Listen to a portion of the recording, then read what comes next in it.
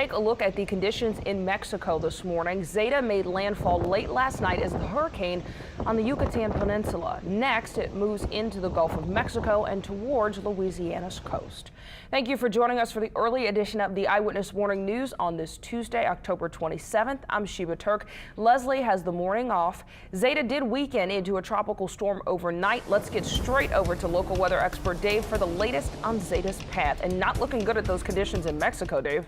No, pretty rough conditions out there. We can expect similar conditions here across southeast Louisiana as we get into Wednesday evening. But right now, though, Zeta is still over top of the Yucatan Peninsula here. Won't be much longer, though. Given the next few hours, by the 7 o'clock update, it'll be into the Gulf of Mexico. But winds are down to 70. It is weakened to a tropical storm, moving northwest there at 14 miles per hour, and the pressure is up to 984 millibars. Is expected to become a hurricane at or before 1 o'clock this afternoon. Maintain that hurricane status, maybe a little bit stronger hurricane by 1 a.m. on Wednesday. It's still even stronger there, about 85 mile per hour hurricane by 1 o'clock in the afternoon on Wednesday. So it's going to be here kind of still a fairly strong Category 1 hurricane as it makes close to landfall here, heading into southeast Louisiana. So we're talking roughly 6-7 o'clock in the evening on Wednesday. Same thing I was telling you yesterday. Looks like the timing is the same. Forecast track about the same as well, too. Still kind of zeroing in on southeast Louisiana as a hurricane as we go on into the Wednesday evening time frame here.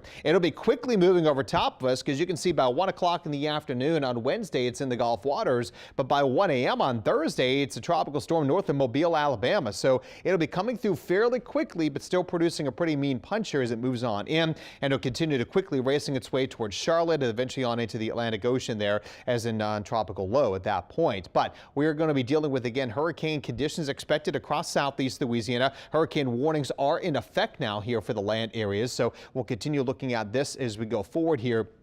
And we're also storm surge warnings in effect, too, as that surge is expected to come up as well. So what we're looking at, the impacts 2 to 4 inches of rain, some minor flooding issues. Again, this is going to be a fast moving hurricane, so we're not going to get a ton of rain from it. We will see some coastal flooding and a storm surge. The lake's around 2 to 4 feet, 4 to 6 feet along the coastline. Winds, yeah, could be strong. That's the big thing we're going to have to worry about this one. Don't take this storm lightly. 50 to 60 mile per hour winds are greater inland. The coast 75 to 85 mile per hour winds. So this will cause damage. This is going to cause power outages, so we do need to be prepared for that as we head throughout Wednesday evening and into the overnight hours into Thursday. Now, there could also be a few tornadoes, although depending currently tracking is the better chance may be more onto the coastline and maybe just immediately over into the Mississippi, Alabama coastline. So be watching for that as well, too, as we head on into the day on Wednesday. Now, this morning, warm, more humid in the 70s on the South Shore, 60s on the North Shore. We're at 73 at the airport in Kenner, and you can see no rain to speak of here, but check this out, though. Look at Texas. Dallas is currently in the 30s with the wintry mix nearby,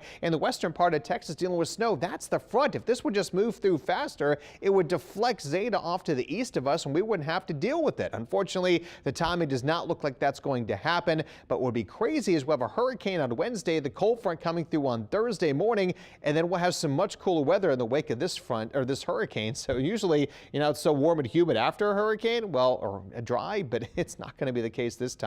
Today, they'll get pretty warm, though. We'll see some scattering of showers and some thunderstorms later this afternoon as temperatures do make it back into the mid-80s for the day today. Coming up, I'll have more specifics on the storm surge levels, the wind speeds we can expect across the area, too, and I'll time out the rain with precision casts. So be sure to stay tuned for that.